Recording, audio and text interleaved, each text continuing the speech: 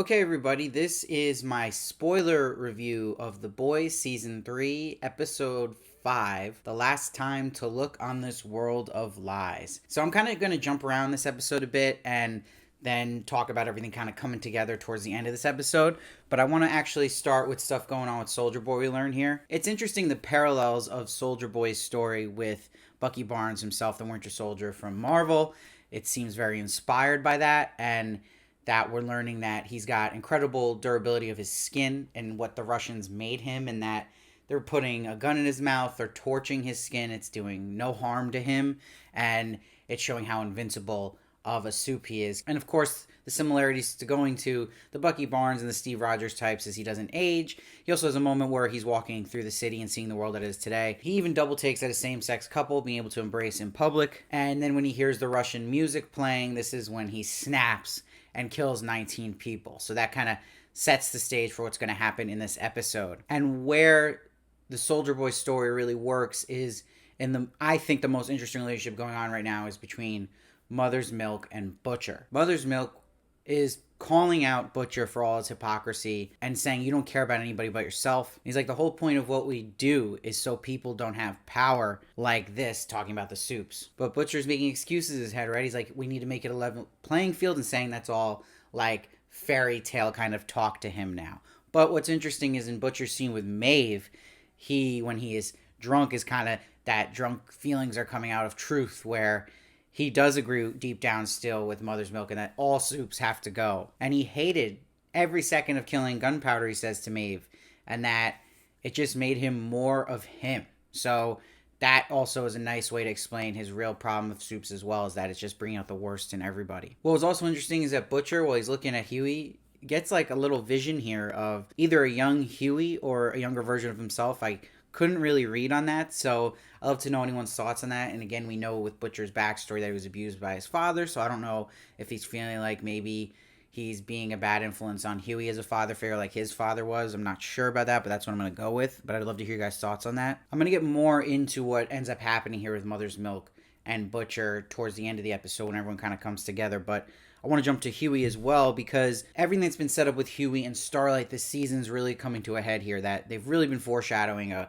break in this relationship and a riff, right? And it's that classic story of when it almost reminds me of Anakin Skywalker here with Huey, because he's got all this fear. He wants to protect his love, which is Annie, and he's not realizing, just be yourself. I love the Huey you are, and that it's his fear that's driving him down this dark path, and that it's making him be more and more influenced by Butcher and becoming more like Butcher. I wasn't actually crazy about this scene, though, writing-wise, with Huey and Starlight when Huey first catches her up on everything, because he admits to her that he's finally happy he's fighting these bad guys, and there's like this strong excitement he's showing her, which would obviously worry Annie, which she is, but then there's like this quick resolution in the same moment where he's like, okay, I won't do it again. She just believes him. It's like, good.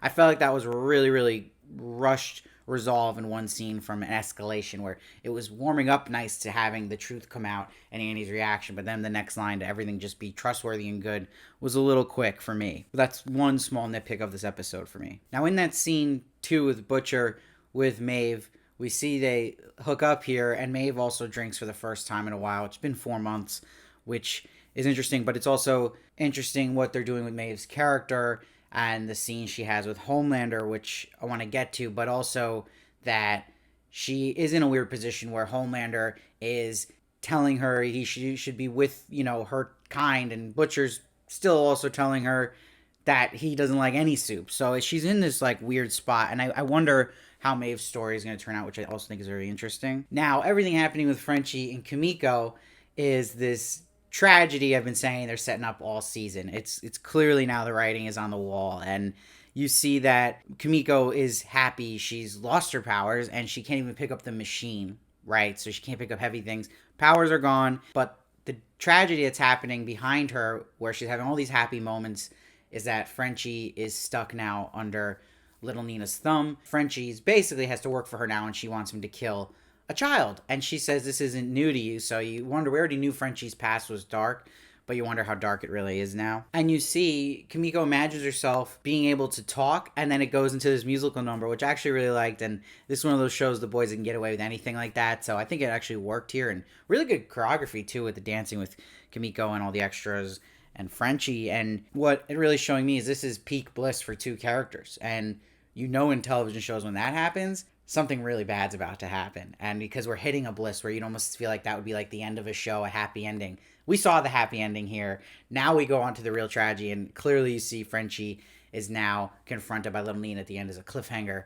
So something is about to bad to happen to Frenchie. It's clearly coming, especially because we already had a fake out with Kimiko, so it's not going to be her. I'm going to start betting that we're going to lose Frenchie this season, especially because they haven't really given his character a lot of screen time or even just weight. He's kind of been more of a vessel for learning more about Kimiko, so I kind of think he's on his way out, but we'll see. Now, adding to what I like about the Soldier Boy stuff with MM is that he has this weight to it where MM is traumatized by what Soldier Boy did to his family, and this will come through even more because he goes to visit his daughter, who is with Todd, who had said they made a big point of Todd liking what Homelander was saying, and that they're kind of making a take on Trump with Homelander, and it's very similar how Todd is talking about him, where he's saying he has salty language, but he's standing up to the crooks, the corporations, and the legacy media, so they're going for that, and he is upset that his daughter's playing with Homelander toys and watching this stuff, but that leads to Soldier Boy news being on the screen, and this was interesting because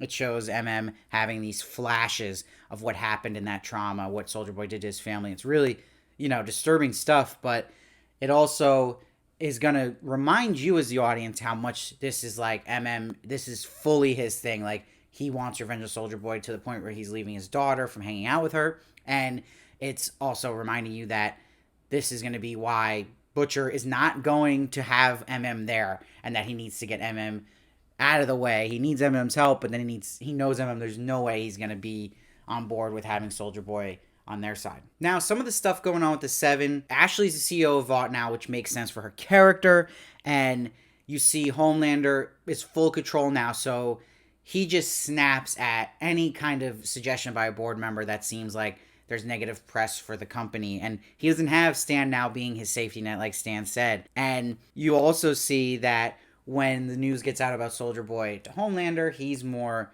concerned now taking the Stan route of the angle of it, what it looks like as a story, than what Starlight's suggesting, where she go take care of this guy, but also that Homelander's paranoid that this is Stan sending someone after him, and then later we'll see he thinks and connects the dots that it's possibly Maeve working with Butcher. So he's paranoid, he's again his very insecure self, and he's a tyrant. And it's interesting because then the Deep's now head of crime analytics, and he adds more humor like he usually does in the show, and you see that he brings the team donuts, and he says, oh, we're gonna have sign up for performance reviews, nothing to worry about, but he ends up firing almost all of them because they tweeted stuff that isn't in support of Homelander, and he can't have not team players, and I'm sure that was mostly his girlfriend's plot too, because again, she's just the mastermind behind everything Deep's doing to keep in good graces with Homelander. But you'll see Starlight confronts Ashley later on about what happens to Maeve, where Black Noir takes her and is trying to convince her that he needs to be stopped. And we actually do get this little glimpse of fear from Ashley, like her true self comes out, that she is scared,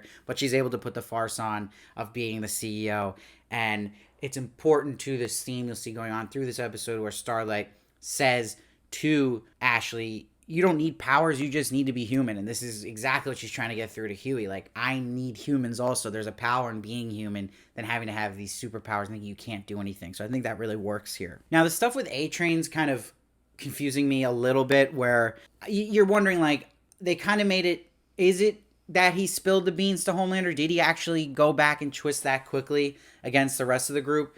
Yes, I guess he did, and I guess we're supposed to believe it was because he still puts over everything his image, and that this would get Homelander helping with Blue Hawk, and it gets him a meeting with Blue Hawk, right? That Homelander does hook him up for his loyalty. But we see that at the training community, Blue Hawk's making this apology, it goes sideways, and what happens is A-Train's brother Nate gets hurt so bad, they say he's not going to be able to walk again, so this is setting up A-Train to want to obviously maybe change his character or stop worrying about the petty things and actually take care of real things and take care of Blue Hawk. But I'm just a little kind of scratching my head at why is A-Train constantly going back and forth, back and forth, back and forth, where one minute they're giving him a redemption arc, another thing he blows it, and I'm just trying to figure out, like, maybe can we just confirm for sure he totally told Homelander what was up? Because it just seemed like he wasn't at that point where we were going in those past couple episodes. But maybe, I don't know. Maybe I'm being nitpicking here. But again, it just feels a little like artificial what's going on with A-Train with his twists and turns. Now, when everyone's kind of gets together in their storylines here in this episode,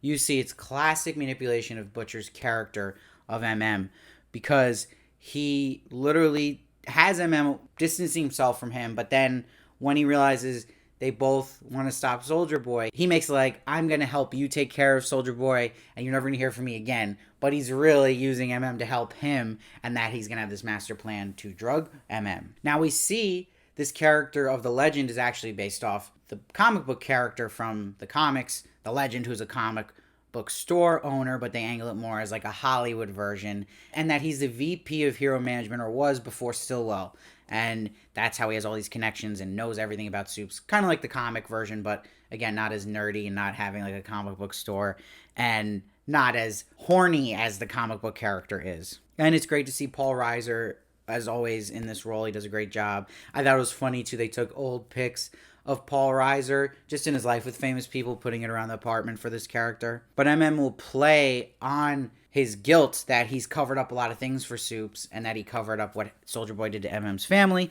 That's how they get the information out of the Legend, and that's obviously what Butcher wanted to use MM for, so he can figure out where Soldier Boy was. And we also learned that's how Soldier Boy got his costume, was from the Legend as well. And now they know they have to go to his girlfriend, Crimson Countess, the great Laurie Holden, who plays her.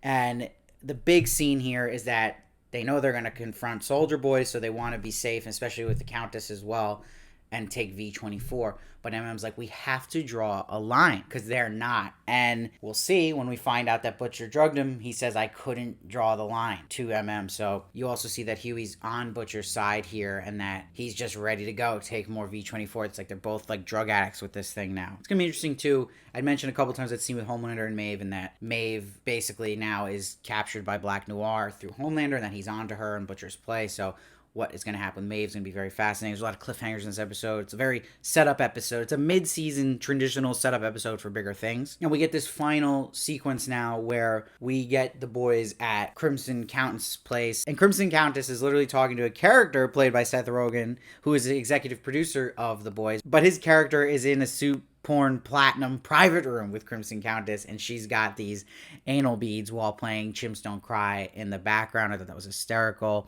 and it's interrupted by the boys. So we learn that Crimson knew about Soldier Boy in Russia, and that actually she helped that happen. They didn't even pay her any money to do it. That's where she broke Soldier Boy's heart, because Soldier Boy, reflective of Maeve and Homelander's conversation, is like, I loved you, and she's like, I never liked you, and we all hated you. It makes him snap. Again, so reflective of Maeve's answer to Homelander, that she never loved him and just pities him. Now, where things get really twisty is that MM called Starlight, right? But Huey, this whole time, is distracting Starlight from Butcher drugging MM, and that what's really going on is that Huey and Butcher are working together. And we'll see lines like I was talking about where Starlight wants Huey to be himself. That's who she wants. That's who she loves. That's who she needs. Not this guy who thinks he has to protect her. And this is where Starlight sees that MM was roofied.